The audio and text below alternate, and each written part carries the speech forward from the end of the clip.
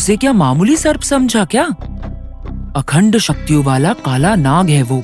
एक साधारण नाग के क्रोध से बचना है तो वो तो बहुत ही मुश्किल होता है, वो भी एक बहुत शक्तिशाली नाग से। पंगा लेना? पूजा से नागराज को मार के नागदोष को अपने सर पर ले लिया है तुमने, पता है तुमको? तुमको कोई बचा नहीं सकता, कोई भी नहीं बचा सकता है, समझे तुम? क्या बोल रही हो माँ? ये क्या बोल रही हो आप? सर्प जात को नुकसान पहुंचाना बहुत बड़ा नाग दोष समझा जाता है। हिंसा को करने वाला, उसकी सहायता करने वाले, हिंसा को होने देने वाले, बस खड़े होकर देखने वाले सब लोग नाग दोष का सामना करना ही पड़ता है। नाग दोष इंसान का चैन छीन लेता है। तुम अशांति महसूस कर रहे हो ना बेटा? तुम नाग दोष का अनुभव कर रहे हो। मेरी बात जरा मान लो बेटा। तुम्हारा प्रयत्न यहीं पर बंद कर दो। मुझे कुछ नहीं पता, मुझे कुछ नहीं पता, मुझे कुछ नहीं पता, मैंने कुछ नहीं किया। नहीं, सब कुछ गुरुजी ने किया। नाग भैरवी, मुझे कुछ नहीं पता। नाग भैरवी, मैंने कुछ नहीं किया, मुझे कुछ नहीं पता। सब गुरुजी ने किया, मुझे कुछ मत करो। नाग भैरवी, मुझे कुछ मत करो। ऐसे मत देखो, ऐसे घूर के मत देखो, डर लग रहा है मुझे। नाग भैरवी,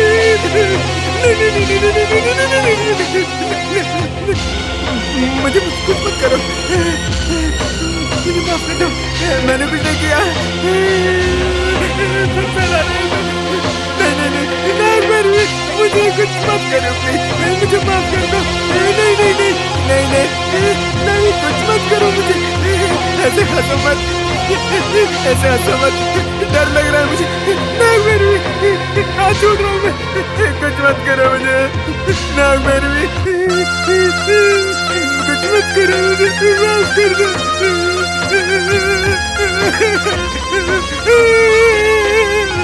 नाग भैरवी, तो मन फैला रहा है।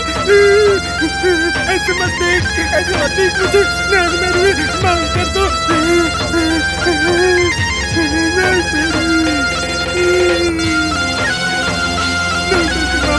मुझे कुछ मत करो, मुझे कुछ मत करो।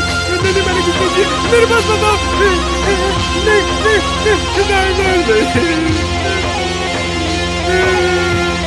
नाग भैरवी, मैं बुरा आदमी नहीं हूँ, सब गुरुजी ने किया, मैंने कुछ नहीं किया। ऐसे हंसो मत।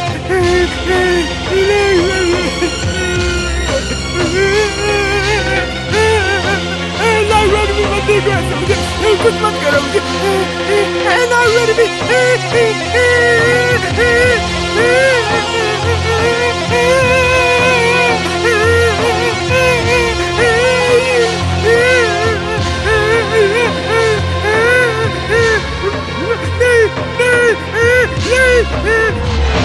नाग भैरवी,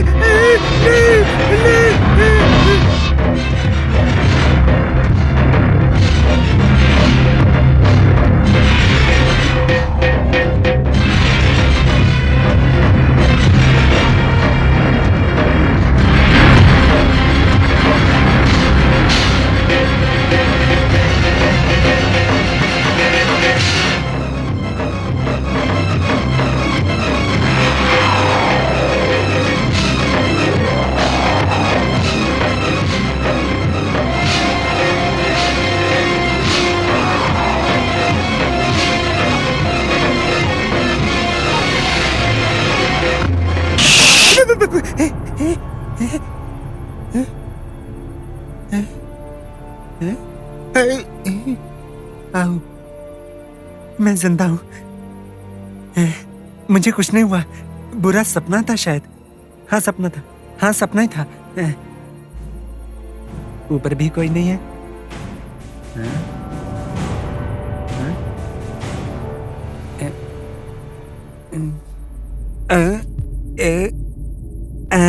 ये है। यही रहा तो ऐसे बुरे बुरे सपने आएंगे। चित्रलिंगा निकल ले यहाँ से, यहाँ नहीं रहना बिल्कुल। चल चल चल। गुरुजी, गुरुजी, बुरा सपना आया मुझे गुरुजी।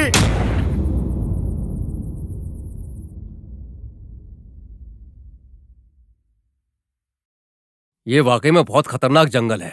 अगर उन्होंने सही समय पर अपने आदमी नहीं भेजे होते तो हम बहुत ही मुसीबत में पड़ जाते। बिना कुछ सोचे समझे कूद पड़े तो ऐसे ही होगा ना। वैसे भी आपका ये धैर्य मेरी तो समझ में नहीं आता। कितनी बार बोलूं, आप सुनते नहीं हैं। एक तो बिल्कुल नई जगह है, ऊपर से जंगल है। ऐसे बिना सोचे जाना ही क्यों और फंसना भी क्यों? जानबूझकर मुझे फंसने का शौक है क्या? सिचुएशन ही वैसी थी। अचानक बच्चे गुम हो जाते हैं तो सब ऐसे ही करते हैं। सही कहा। 2 दिन तक घर में सब परेशान हो गए थे। उन 2 दिनों में बड़ी माँ ने खाना और पानी तक नहीं छुआ था। जो भी हो, बच्चों का मिलना बहुत ही अच्छी किस्मत है। Dad is correct. मम्मी हर बात पर डरती रहती है। बस करो अब। तुम्हारे डैडी एक धैर्यशील है और तुम तो बहुत ही बहादुर हो। लाइफ में ऐसी चीजों को फेस करना बहुत हिम्मत की बात है। हर बात पर इतनी सीरियस क्यों हो जाती हो? जब से हम यहाँ पर आए तब से देख रहा हूँ तुम थोड़ा मूडी हो गई हो। सही कहा। मुझे यहाँ का वातावरण अच्छा नहीं लग रहा।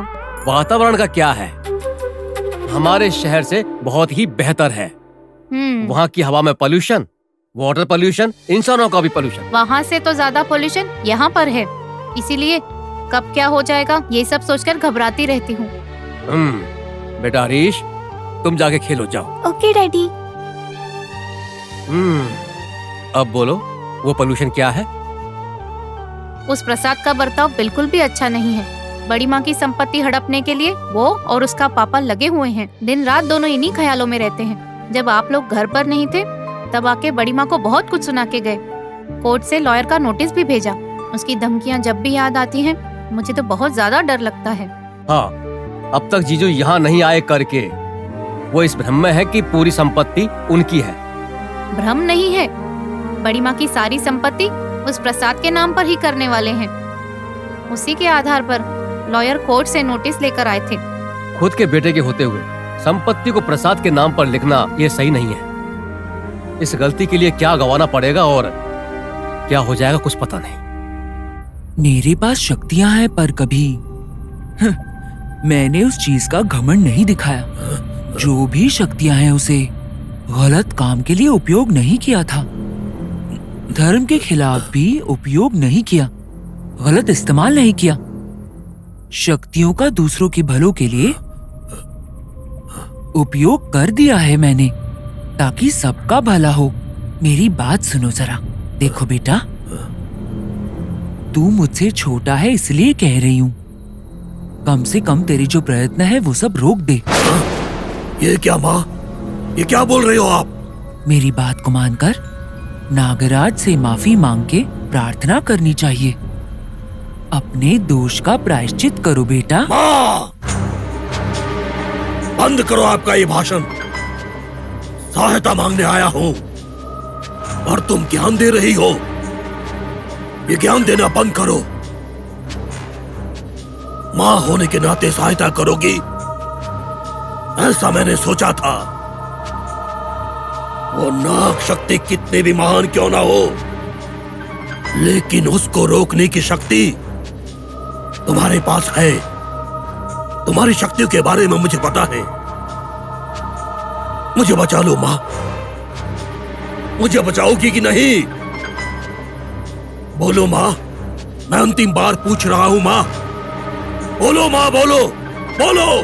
बस और कुछ नहीं है, तुम्हारे भले के लिए बोल रही हूँ। उससे ज्यादा मैं कुछ बोल नहीं सकती हूँ। उस नागमणि को तुम नाग भैरवी के स्वाधीन में रख दो बेटा। माँ, ये क्या कह रही हो तुम?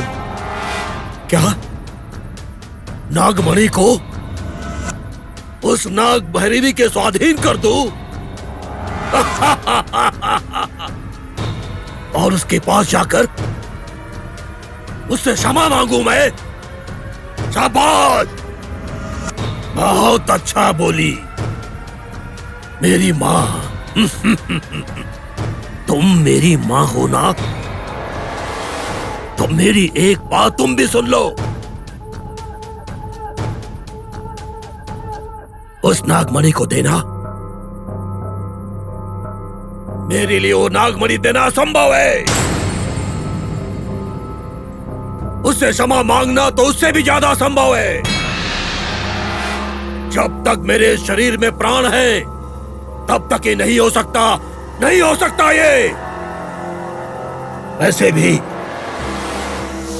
तुम्हारे बारे में जानते हुए भी तुम्हारे पास आया हूं। धिक्कार है इसके लिए मुझे। तुम में तुम्हारे बेटे के लिए भी करुणा नहीं है, तुम्हारे पेट से जन्मे हुए बेटे के लिए भी दया नहीं है। धर्मशास्त्र तो खूब जानती हो तुम, लेकिन बेटे को बचाने का धर्म भूल गई हो। गुस्से में कही गई जो बातें हैं वो तो अनर्थ ही करेगा, आत्मरक्षा के लिए उपयोग नहीं होगा। धर्म मार्ग पर चलोगे तो हमेशा सबका भला ही होता है। गलत रास्ते पर जा रहे हो तुम्हें आखिर कौन बचाएगा? तुम बचा सकती हो। तुम ही हो जो मुझे बचा सकती हो माँ। देखो माँ, इस दुनिया में अगर कोई मुझे बचा सकता है तो वो तुम हो। देखो माँ, तुम अपनी मंत्र शक्तियों के बल से उसको बंदी बना सकती हो माँ। मुझे बचा सकती हो माँ। तुम मेरी रक्षा करो माँ। अरे खुद के जने हुए बेटे के लिए इतना तो कर सकती हो ना माँ तुम। मुझसे ये नहीं होगा बेटा, मैं धर्म के विरुद्ध नहीं जा सकती। तो फिर तुम्हारा बेटा उस सांप के हाथों मर जाएगा माँ। तब तुम बहुत पछताओगी माँ, बहुत पछताओगी तुम। छी, मैं जा रहा हूं माँ। इस जन्म में फिर यहां नहीं आऊंगा कभी। जा रहा हूं मैं। तुम्हें जो करना है वो तुम करो। रुको जरा रुको बेटा, मैं बोल रही हूँ ना। मैंने कहा ना रुक जाओ, नहीं तो मैं मर जाऊंगी।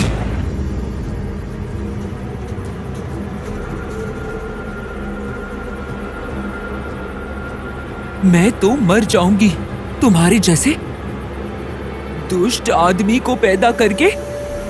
मैं पहले से ही मर रही हूँ, समझे? जिंदगी में मेरी सारी शक्तियां मैंने सिर्फ भले के लिए ही इस्तेमाल किए। महान काली बात सुनिए, इसको सही मार्ग दिखाना तुम्हारे हाथ में नहीं है। इसको बचाओ ना माँ, इसकी जरा रक्षा करो।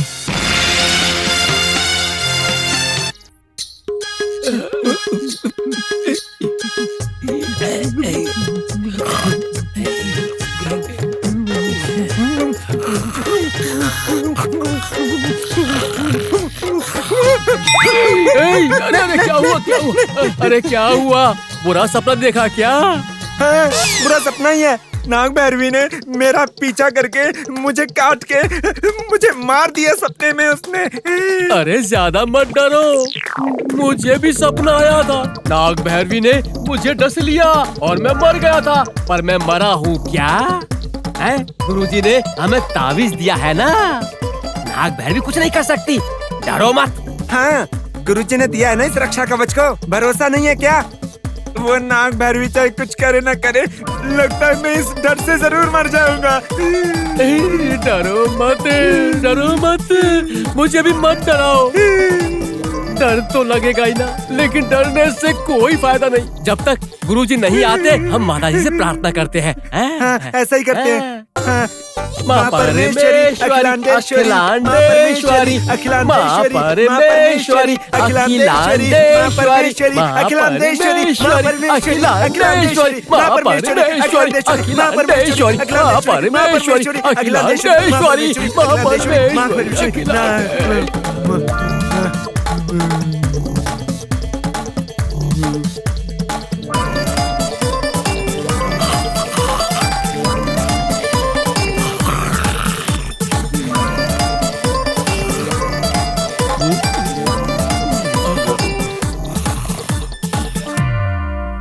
संपत्ति के बारे में सोच रही हो ना? तुम डरो मत, मैं हूँ ना। यहाँ की संपत्ति पर उनको आशा नहीं है। माँ के प्यार के अलावा उन्हें और किसी चीज की आशा नहीं है। देखते देखते इतनी संपत्ति को कैसे छोड़ सकते हैं? संपत्ति से ज्यादा माँ का प्यार जरूरी होता है। बचपन में ही मेरी माँ गुजर गई थी। इन्हें अगर देखो तो ये तो बिल्कुल माँ जैसी लगती है। हमारी किस्मत अच्छी है तो इसे हम ज्यादा नहीं कर सकते हैं। और वैसे भी अब हमें किस चीज की कमी है? कमी तो नहीं है, पर मेरी बात मानो तो। अरे नहीं भैया, आपके प्रयत्न छोड़ दो। उनके आने के बाद ही मैं सारी संपत्ति प्रसाद के नाम करवा दूंगी और माँ को हमारे साथ ले चलते हैं। माँ को ले जाने की सोच बिल्कुल सही है तुम्हारी, लेकिन हम संपत्ति को छोड़ तो नहीं सकते। यहाँ की संपत्ति तो यहाँ की ही है, हम उसे कहाँ रखेंगे? आप तो काम में हमेशा बिजी रहते हैं, हमारे साथ वक्त बिताने का टाइम नहीं है। और उनके पास यहाँ आकर आप कौन सा काम कर लेंगे? सही है, तुम्हारे पति को कोई काम करने की जरूरत नहीं, पर लॉयर के नोटिस के डर से उस लक्ष्मीपति की बात मानकर संपत्ति को प्रसाद के नाम पर करने से अच्छा नाग मंदिर में दान दे दो। मंदिर की हालात बेहतर हो जाएंगे, तुम्हारे सास और ससुर की इच्छा भी पूरी होगी। सही है, गुड आइडिया। हमारे घर की देवता का कम से कम इस तरह तो भला कर सकते हैं। मैं उनसे बात करूंगी। हाँ, मैं जरूर बात करूंगी।